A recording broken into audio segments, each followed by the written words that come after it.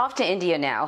Thousands of patients are contracting a rare and potentially fatal infection. It's called black fungus. The illness, which can affect the sinuses, lungs, or skin, has about a 50% mortality rate.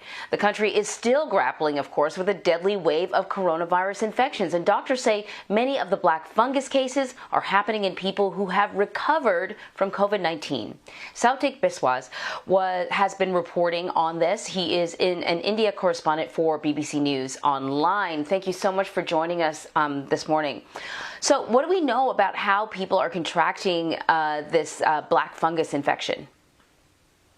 So we have about roughly more than 11,000 cases in the last couple of months that have been reported and a few hundred deaths. Most of these people who contracted this infection are diabetics.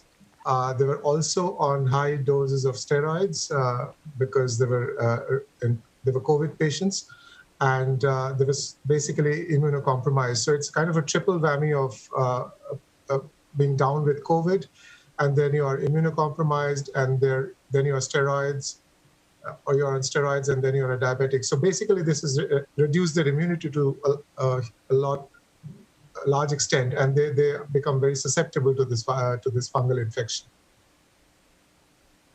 I imagine that this only compounds the challenges that India's hospitals are facing. When I think about, COVID-19 patients, they need to be isolated.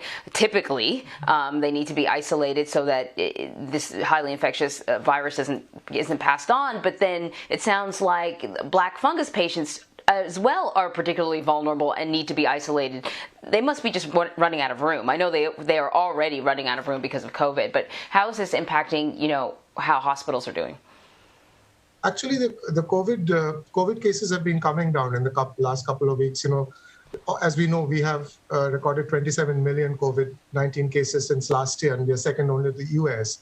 And we are the new epicenter for the infection. But in the last 2 weeks, cases have come down. A common misconception is that the black fungus infection is contagious. So it's not contagious. It can be treated.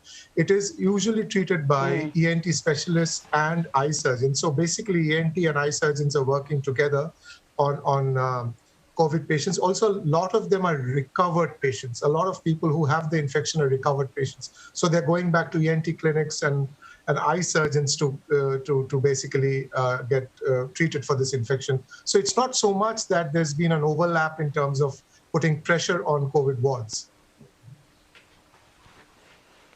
So it seems like this black fungus, takes advantage when there are large groups of people that have a lowered immune system. Have we seen high rates of these infections in other places where there is a severe COVID outbreak?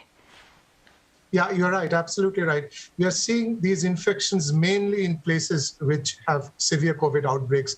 So of the 12,000 infections that we have of black fungus, more than 50% are in two states, western states of Maharashtra and Gujarat, which have seen fairly high rates of infection. So yes, as soon as we are seeing the COVID burden goes down in these states, your black fungus infections also go down commensurately. So it's directly related to the COVID, the COVID load in specific regions. Yes.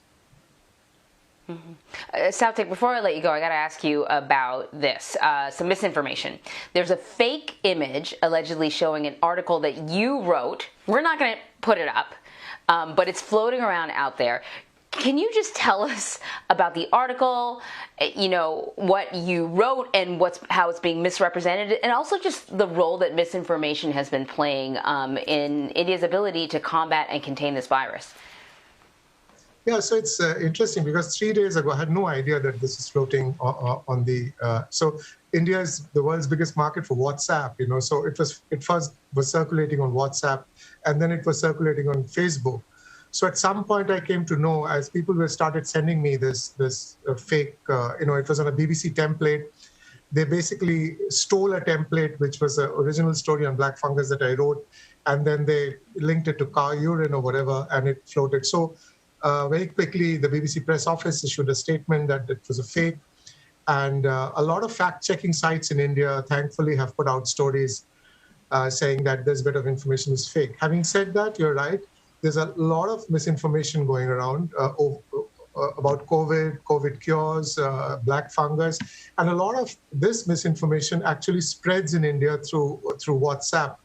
Rather than social media like Twitter and Facebook. They obviously have the share of misinformation, but WhatsApp is more kind of encrypted and it's more insidious in a sense that it spreads very fast and spreads all across. So yes, there have been lots of misinformation on how to cure COVID, when the COVID wave is about to end, and so on and so forth, and what are the treatments like. So a lot of quack treatments are going around. So we do have a lot of misinformation problem with COVID.